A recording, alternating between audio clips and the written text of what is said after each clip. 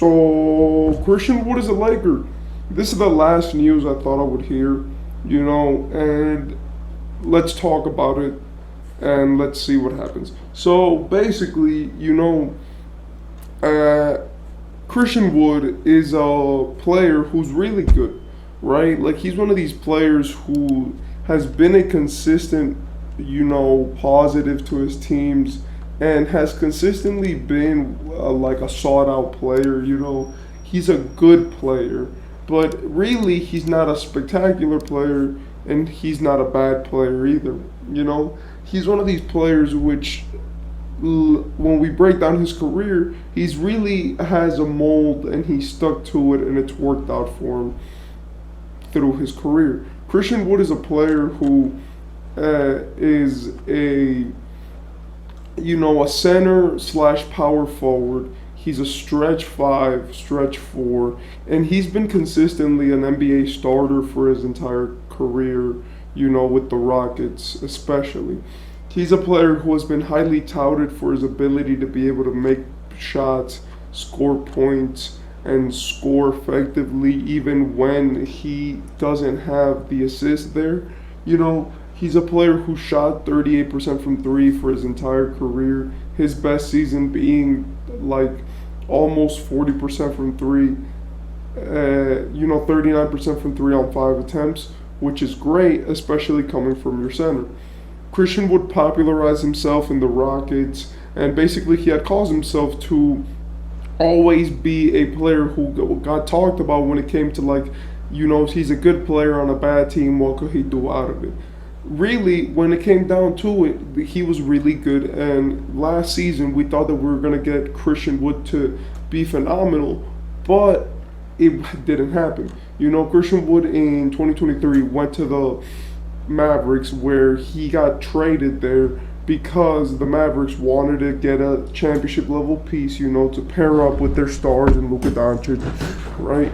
And the existing core which they had at the moment, which included Dorian Finney-Smith, it had Reggie Bullock, and basically it created this whole expectation of him, so that where it was like Christian Wood needs to be able to play with these players because his play style is very conducive to how these players play.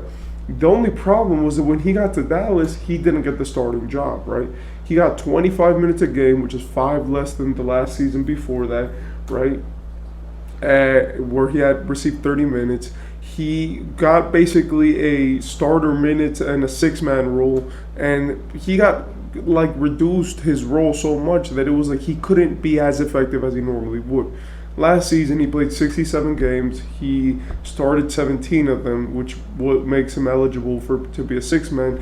And he shot 51% from the field, 37.5% from, basically 38% from three, and 77% from the field with 7 rebounds and 17 points and 2 assists.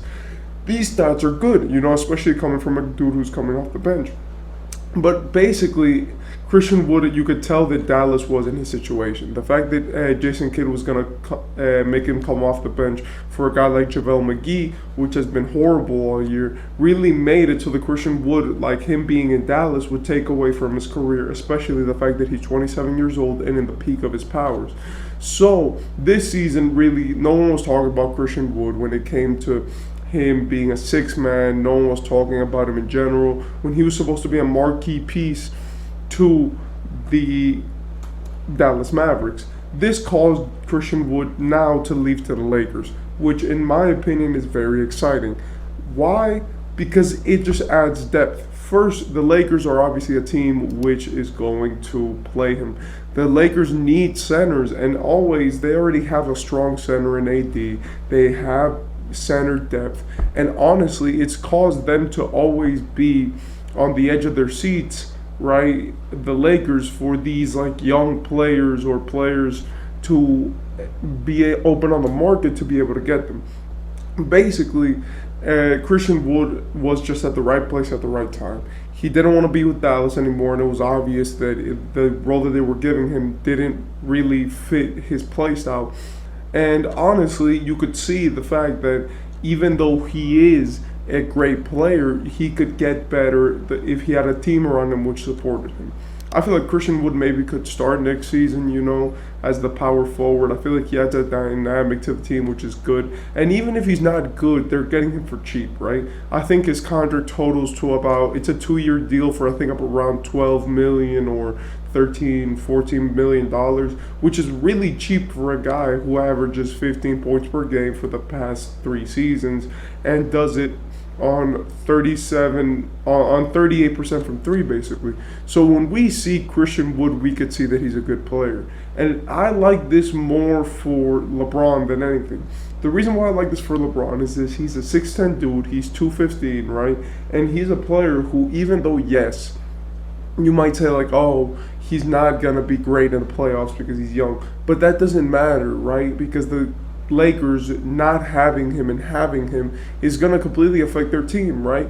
It's like, in my opinion, there's some players on even championship level teams, which you just have there, right? And it's good to have them, but you don't need them to win, right? And I feel like Christian Wood is going to be that player. If Christian Wood's playing bad, then they're just going to bench him, play the rest of the game out. They have enough pieces right now to win without Christian Wood on the court. But the fact that now Christian Wood is a Laker, it causes a new dynamic because when they have him on the floor and he's doing well, they're going to do really well because he's going to be, giving like 15 points per game, 16, 17 points per game, and he could actually be himself. And when he's not doing well, he's not going to have that pressure around him to do good. You see, in Dallas, he was a new pickup. He was the sixth man. And since Luka Doncic and Kyrie Irving were losing, a lot of that pressure, apart from falling on Luka and Kyrie, also fell on Christian Wood because it was like, we picked you up to make the team better, right? So Christian Wood had to have that pressure on him. In LA, there's 6 guys who are going to be probably in front of him when it comes to like having expectations, right? Like you have guys like D'Lo, which has to prove himself next season. Gabe Vincent, which also has to prove himself next season.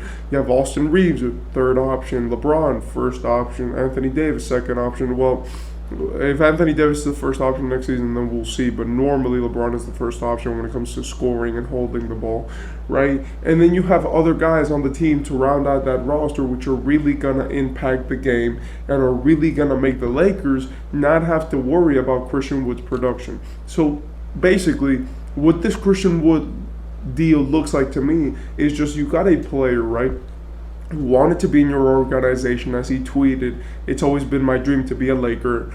And now you get to have him for a cheap contract for 2 years, where even if he doesn't play well, you weren't planning to start your season with him anyway. So now you get a good player who can, give to your franchise, wants to be in your franchise, and also wants to contribute to winning, and has come from a situation where it was a train wreck of losing.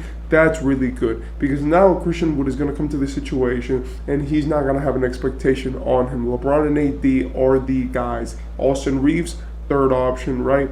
D'Angelo Russell, Gabe Vincent, main ball handler. So all that Christian Wood is going to have to do is go and hit some shots when he's wide open, go and make a shot every once in a while, and really just be a player who helps everybody and doesn't do too much and doesn't do too little. And in my opinion, that's the beauty of this trade. It adds a lot without taking anything away. They didn't trade any player for him, if I'm not mistaken.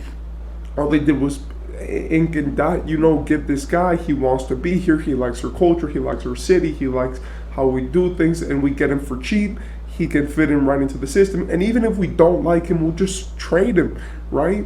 Or not even trade him, just not play him, let him run out his contract, sign with another team. Because in my opinion, this is a win-win for the Lakers, right?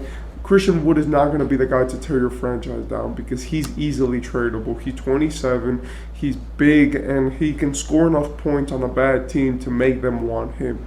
And if he's good, then it's going to be very easy to include him in the lineup because of how much he does, right? He's efficient around the rim, right? He's efficient with it. He's very efficient with his two-pointers, scoring them normally at a 60% rate.